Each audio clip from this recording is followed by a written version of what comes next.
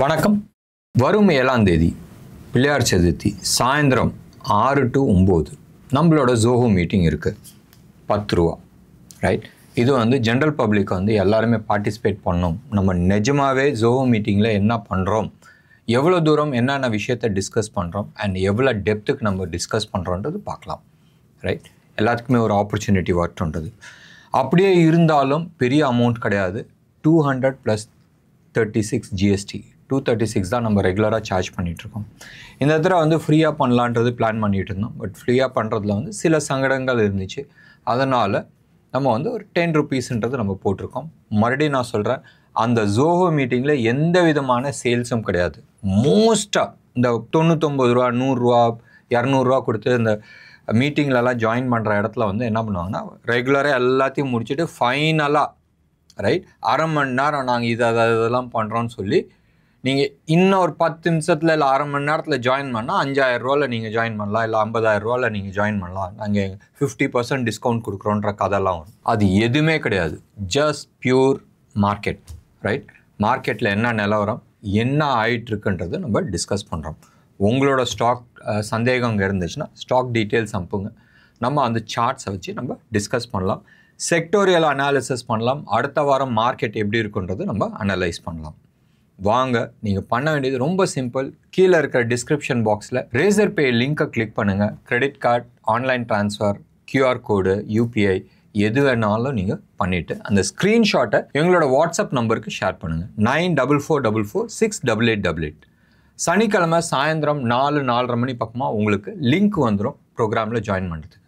ஞாபகம் வச்சுங்க, வெறும் ஃபஸ்ட் 1000 பீப்புளுக்கு மட்டும்தான் வந்து ஆத்தரைஸ் பண்ணுறோம். அதுக்கு மேலே வந்து இது கிடையாது. மோஸ்ட்டாக வந்து ஃபுல்லப் ஆகிருக்கு. ஸோ மீதி இருக்கிறது கிராப் பண்ணுங்க. மார்க்கெட் மேலே போனாலும் காசு, கீழே வந்தாலும் கேஷ், ரைட்? இந்தியாவை பொறுத்த வரைக்கும் அதுதான் வந்து சிச்சுவேஷன். நேற்று US மார்க்கெட் ஆல்மோஸ்ட் 2.5-3% வந்து டவ் ஜோன்ஸ் விழுந்துச்சு, டாக்ஸ் விழுந்துச்சு, அதே மாதிரி நாஸ்டாக் பெருசாக கீழே விழுந்துச்சு. க்ரூடு 4%க்கு மேலே கீழே விழுந்துச்சு. இந்தியா மோஸ்ட்டாக வந்து இம்போர்ட் தான் பண்ணுறோம். Almost 90% of our petroleum product நம்ம இம்போர்ட் பண்ணுறோம். கீழே விழுந்தால் சந்தோஷம், நம்மளுக்கு வந்து லாபம், ரைட்? ஆல்மோஸ்ட் போன வாரம்லாம் வந்து $84 வந்து நம்ம வாங்குகிற அந்த பிரெண்ட் க்ரூட், ரைட்? அது கொஞ்சம் மட்டமான க்ரூட். ஸ்வீட் க்ரூடுன்றது வெள்ளைக்காரன்லாம் யூஸ் பண்ணுறான். அது வந்து சீப்பாக இருக்கும், ரைட்? அது நம்ம ஊரில் வந்து ரிஃபைன் பண்ண முடியாது. சரி, நம்ம பிரெண்ட் க்ரூட் வந்து ஆல்மோஸ்ட் $84 இருந்துச்சு. அது வந்து ஆல்மோஸ்ட் $77-78 வந்து ரொம்ப நாள் ட்ரேட் ஆகிட்டு இருந்துச்சு. திடீர்னு நேற்று வந்து 73க்கு வந்துச்சு. செம்ம ஜாக்பாட்டுங்க, ரைட்? இது 73 கிடைக்குதுன்னா நம்ம ரஷ்யாவில் வந்து இன்னும் டிஸ்கவுண்ட்டில் வாங்க முடியும். ஒன்று. ரெண்டாவது வந்து உலகம் ரிசெஷனில் போக போக போக போக நம்ம ஊருக்கு வர கமாடிட்டி ப்ராடக்ட்ஸ்லாம் இருக்குல்ல, இந்த க்ராப்பரு, க்ரூடு, ஸ்டீலு, இது எல்லாம் விலை குறையும். நல்லது தானே? நம்ம ஊரில் வந்து டெவலப்மெண்ட் ஆக்கும் போதும் இதெல்லாமே நல்லது. இன்னொன்று விதத்தில் கெட்டது என்னது, நம்மளோட பொருளை வந்து எக்ஸ்போர்ட் பண்ண முடியாது. இதுதான் வந்து கெட்டது. மூணாவது நல்ல விஷயம் என்ன, உலகம் பூரா ரிசெஷன் நடந்துட்டு இருக்கும் போதும் நம்ம ஊரில் க்ரோத் நடக்கும் போதும் ஃபண்டு வந்து ஈஸியாக நம்ம ஊருக்குள்ளே வரும். India is the only bright spot across the globe, right? Apart from India, Indonesia வந்து ஒன்று நல்லா க்ரோ ஆகிட்டுருக்கு. பட் இந்தோனேஷியாவில் அவங்க ஓன் கன்சம்ஷன்ஸ் ஒன்றும் பெருசாக கிடையாது. வியட்நாம் இருக்குது, கம்போடியா இருக்குது, இங்கே எல்லாமே வந்து ப்ரொடக்ஷன்ஸ் நடக்குது. பட் அவங்களாம் வந்து 90% 95% மேலே எக்ஸ்போர்ட் பண்ணி ஆகணும். நம்ம ஊர் ஆல்மோஸ்ட் 140 பில்லியன் பீப்புள் இருக்கிறாங்க, ரைட்? 130 + ஒரு 10% 10-12% இல்லீகல்ஸ் வந்துருக்கிறாங்க. பங்களாதேஷ், நேபாள், பாகிஸ்தான் அந்த சைடில் இருந்தால் 1.4 பில்லியன் பீப்புள் இருக்கிறாங்க. ஸோ நம்ம ஊரே பெரிய மார்க்கெட். அண்ட் நம்ம வந்து 100 பண்ணால் ஒரு 40-45 நம்ம ஊர்லேயே கன்சம்ஷன் பண்ணலாம், மீதி எக்ஸ்போர்ட் பண்ணால் போகும். ஸோ அது மாதிரி ஒரு மார்க்கெட் உலகத்தில் வேறு எங்கெங்கே கிடைக்கும், சரியா? ஸோ நேற்று US மார்க்கெட் பெருசாக கீழே சரிஞ்சப்போ எல்லாருமே எதிர்பார்த்தாங்க இந்தியா வந்து இன்றைக்கி ஒரு 200-300 பாயிண்ட் பெரிய கேப் அப் போகிறோன்றது. நான் வந்து பெருசாக எதிர்பார்க்கல. மறுபடியும் நான் சொல்கிறேன், ஒரு 10 நாளைக்கு முன்னாடி நம்ம வந்து ஒரு வீடியோ போட்டிருந்தோம். 25,420 30 40 இதுதான் வந்து லெவல். இந்த லெவலை க்ராஸ் பண்ணி மேலே நிற்கிட்டோம், அதுக்கப்புறமா நம்ம பார்க்கலான்னு நம்ம சொல்லிடணும். முந்தா நேற்று எக்ஸாக்ட்லி 25,420 லெவலில் டச் பண்ணிச்சு. இதில் வந்து சில குறிப்புகள், ஓகே, ஒரு 2-3 குறிப்பு நான் சொல்லணும்னு நினைக்கிறேன். சில பேர் ரைட், அது வரவே இல்லை, 25,333 தான் வந்துச்சுன்னு. ஐயா, நீங்கள் பார்த்துட்டு இருக்குது ஸ்பாட்டை ட்ரேட் பண்ண முடியாது, பார்த்துக்கலாம். ரைட், நீங்கள் ட்ரேட் பண்ணணும்னு நினச்சால் ஃப்யூச்சரை மட்டும்தான் ட்ரேட் பண்ண முடியும். ஒன்று, நான் மறுபடியும் நான் சொல்கிறேன், நான் என்னோட சேனலில், இந்தியா டைரக்ட் சேனலில் வெறும் ஃபியூச்சர்ஸ் மட்டும்தான் நாங்கள் வந்து டிஸ்கஸ் பண்ணுறோம். நிஃப்டி ஆகட்டும், பேங்க் நிஃப்டி ஆகட்டும், ஃபின் நிஃப்டி ஆகட்டும், ஸ்பாட்டை டிஸ்கஸ் பண்ணுறதே கிடையாது. அது வேடிக்கை பார்க்கலாம், பட் எதில் வந்து நீங்கள் ட்ரேட் பண்ண முடியும்னு சொன்னால் ஃபியூச்சர்ஸில் தான் ட்ரேட் பண்ண முடியும். இது ஒன்று. ரெண்டாவது வந்து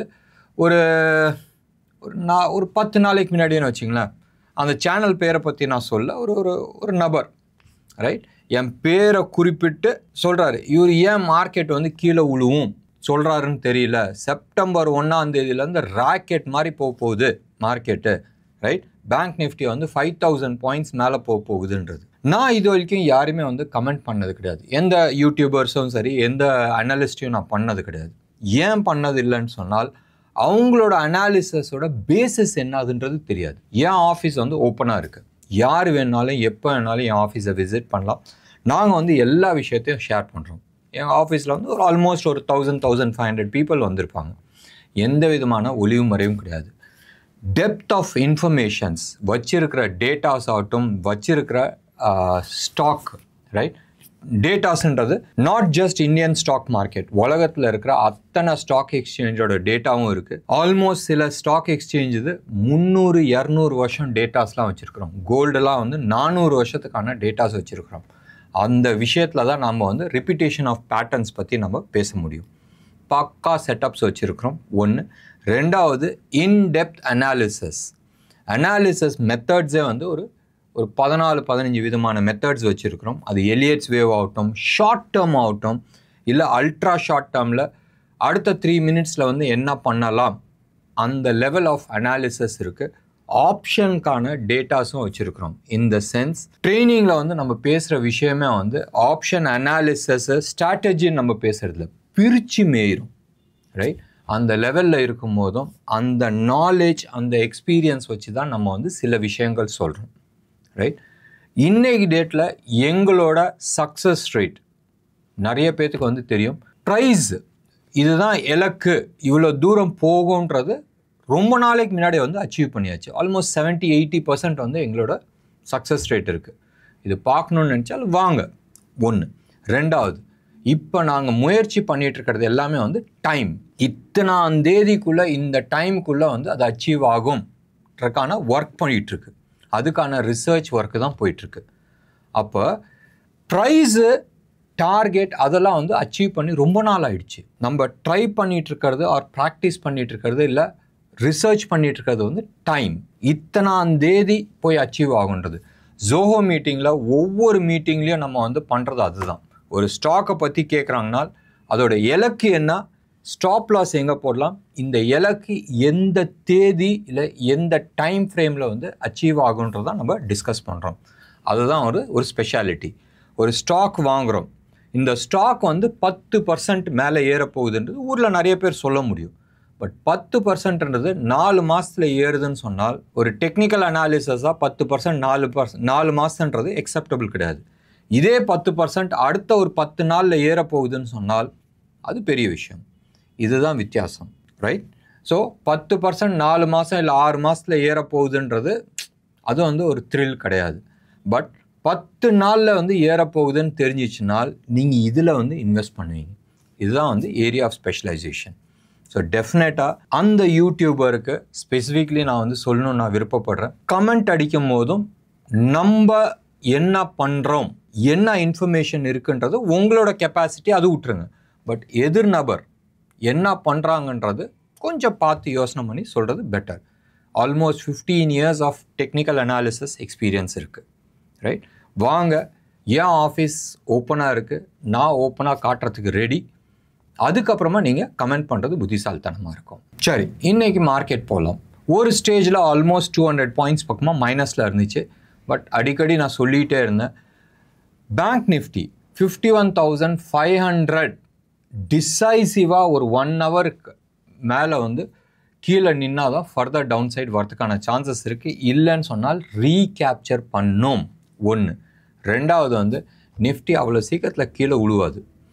நம்ம அந்த வீடியோவில், பழைய வீடியோவில் நம்ம வந்து கீழே உழுவலாம் நம்ம சொல்லியிருந்தப்போ நம்ம சொன்னது ஒரே ஒரு விஷயம், 25,420, 430, 440 அந்த ஜோன் ரைட் அச்சீவ் ஆனதுக்கப்புறமா என்ன ஆகுன்றது தெரியாது.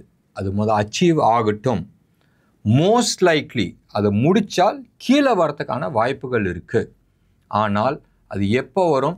25,000 ரைட் நிஃப்டி 25,000 லெவலில் எவ்வளோ நாள் நீங்கள் ஹோல்ட் பண்ணுதோ பெட்டர். என்னைக்கு 25,000 உடைக்குதோ 24,000ன்றது அன்ஸ்டாப்பபிள். அவ்வளோ ஃபாஸ்ட்டாக கீழே வரும்.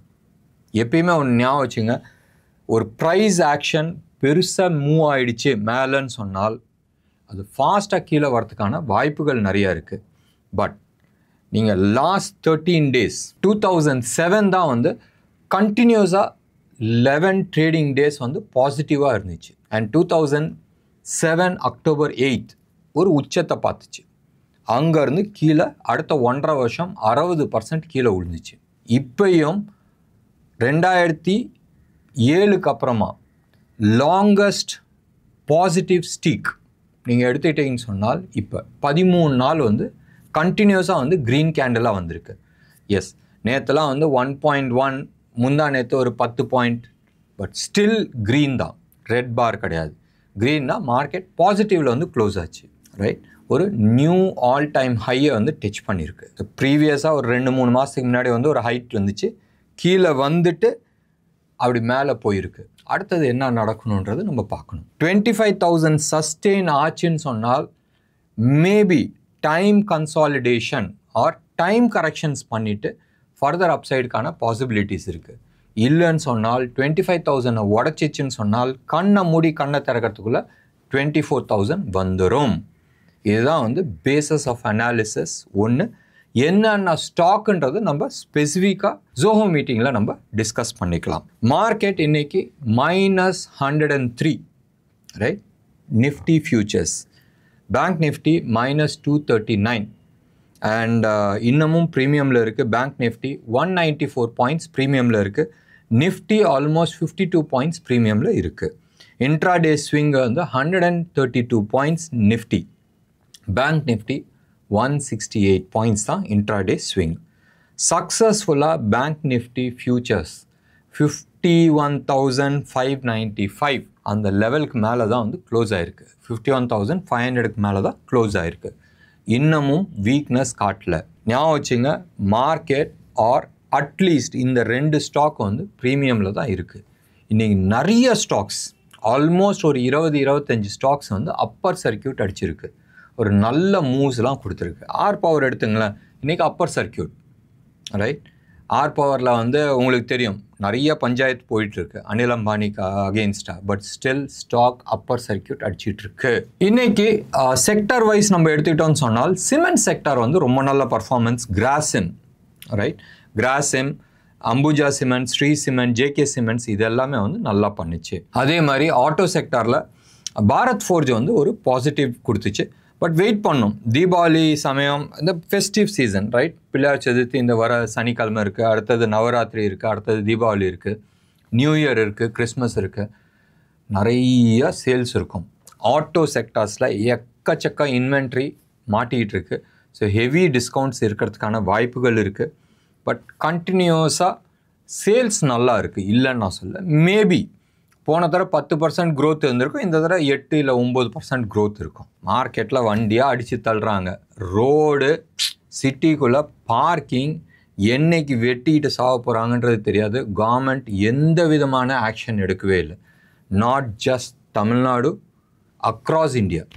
ஆனால் நிச்சயமாக இது வந்து ஒரு பெரிய பிரச்சனையாக வரதுக்கான வாய்ப்புகள் இருக்குது. எங்கள் தெருவிலலாம் மிஞ்சி போனால் ஒரு 2 ஆட்டோ இல்லை 3 வண்டி இருக்கும். இன்றைக்கி வந்து பைக் பார்க் பண்ணுறதுக்கு இடம் இல்லை. ஒரு காலத்தில் பாரிஸ் கார்னால் அங்கே ஆளுங்களே நடக்க முடியாது, நீ வண்டி ஆடா எடுத்துகிட்டு போகிறேன்னுவாங்க. இன்றைக்கி அதே சிச்சுவேஷன் எல்லா ஸ்ட்ரீட்லேயுமே இருக்குது. எனிவே, கவர்மெண்ட் அதை பார்த்துக்கிட்டோம். நம்ம ஸ்டாக் மார்க்கெட்டை பார்க்கலாம். ரியாலிட்டியில் ஓபராய் ரியாலிட்டி நல்லா போயிட்டுருக்கு. இன்ஃபேக்ட் லாஸ்ட் வீக் நம்ம பார்த்தோம், அண்ட் பிரேக் அவுட் ஆகிருக்குன்றதை நம்ம பார்த்துக்கிட்டு இருந்தோம். கோல்டை பொறுத்த வரைக்கும் நேற்று வந்து ஒரு சின்ன டிப் இருந்துச்சு, இன்றைக்கும் டிப் இருக்குது. $2,500 கீழே வந்துருச்சு. ரைட் நான் ஓடிசி மார்க்கெட்டில் வந்து $2,485 வந்து ட்ரேட் ஆகிட்டுருக்கு. சில்வர் டிசைசிவாக வந்து $28 பக்கமாக ட்ரேட் ஆகிட்டுருக்கு. ஐ ஹோப் 28 உடைக்காத இருக்கணும். இன்னமும் நம்மளோட இலக்கு $34 வந்து டச் பண்ணலை. அந்த டார்கெட் ஓப்பனில் தான் நிற்கிது. ருப்பியை பொறுத்த வரைக்கும் அதே இடத்துல 83.90 to 83.98, 84 டச் பண்ண மாட்டேங்குது. பாட்டா ரேட் மாதிரி 1-2 ரூபாயில் பைசா கம்மியாக வந்து நின்றுட்டுருக்கு. ஆல்மோஸ்ட் ஒவ்வொரு டைமும் 83, 98, 99 போகும், மறுபடியும் கீழே வந்துடுது. ஸோ அந்த 99 பைசாவில் என்ன தான் இருக்குதுன்னு தெரியல, பட் அதுதான் இருக்குது. கோல்டை பொறுத்த வரைக்கும் 7,350 லெவலில் 24 கேரட் ஹோல்சேல் கோல்டு ரேட் விற்றுக்கிட்டு. சில்வரை பொறுத்த வரைக்கும் நல்லா குறைஞ்சிருக்கு. 88,500 இருந்தது, இப்போ right now 84,000 rupees per K G 999 quality ஜிஎஸ்டியோட அந்த ரேட்டில் விற்றுட்டுருக்கு. ஸ்டாக் ஸ்பெசிஃபிக்காக நம்ம இன்றைக்கி பேச வேணாம். மார்க்கெட்டில் தோ ஒரு 200 பாயிண்ட் கீழே விழுந்தோம். விக்ஸ் வந்து ஒன்றும் பெருசாக ஏறல, வெறும் 3.8% தான் வந்து ஏறி இருக்குது. இப்போ க்ளோஸ் ஆகிருக்கிற லெவல் வந்து 14.38 தான் வந்து க்ளோஸ் ஆகிருக்கு. 15க்கு மேலே போனால் தான் வந்து ஃபர்தர் அப்சைடுக்கான ஆர் நான் சொல்கிறது வந்து விக்ஸ் அப்சைடு ஆகிறதுக்கான சான்சஸ் இருக்குது. மார்க்கெட்டில் டென்ஷனில் ஞாபகம் வச்சுங்க, மார்க்கெட்டில் கரெக்ஷன் வரும்ன்றது நிறைய பேர் எதிர்பார்த்துட்ருக்காங்க. பட் கரெக்ஷன் வந்துச்சுன்னு சொன்னால், மறுபடியும் நான் சொல்கிறேன், கரெக்ஷன் வந்துச்சுன்னு சொன்னால் வெரி டீப் ஃபால் இருக்கும். நேற்று யூஎஸ் எடுத்துங்க, ஒரே நாளில் வந்து ஆல்மோஸ்ட் 5-6% கீழே விழுந்துச்சு. என்விடியோ சிப் கம்பெனி உங்களுக்கு தெரியும், நேற்று அது மட்டும் 11% பக்கமாக விழுந்துச்சு. அதாவது அவன் ஓடின வேகமும் மேலே ஏறின ஸ்பீடும் வந்து பயங்கர ஃபாஸ்ட்டு. நேற்று தலைவர் மட்டும் அந்த ஒரு கம்பெனியோட வேல்யூவேஷன் கீழே சிங்கிள் டே ஃபால். ஒரு கம்பெனி இவ்வளோ தூரம் வேல்யூவேஷனில் விழுந்தது வந்து அந்த கம்பெனி தான். Close to about $265-66 billion. இந்தியாவோட ஃபாரெக்ஸ் ரிசர்வ் இருக்குல்ல, ஆல்மோஸ்ட் 40% அது கீழே விழுந்திருக்கு. எனிவே நாளைக்கு வந்து நிஃப்டி எக்ஸ்பைரி இருக்குது. எனக்கு தெரிஞ்சு 25,000 உடைக்கக்கூடாது, வெயிட் பண்ணி பார்க்கலாம். சார்ட்டை பார்த்துட்டு டேட்டாவை பார்த்துட்டு நம்ம நாளைக்கு வந்து ப்ரோக்ராம் வச்சுக்கலாம். என்ன நேர்களே, இன்றைக்கி ப்ரோக்ராம் உங்களுக்கு பிடிச்சிருந்துச்சுன்னா லைக் பண்ணுங்கள், ஷேர் பண்ணுங்கள். டெஃபினட்டாக உங்களோட கமெண்ட்டை கமெண்ட் பாக்ஸில் கொடுங்க. நன்றி, வணக்கம்.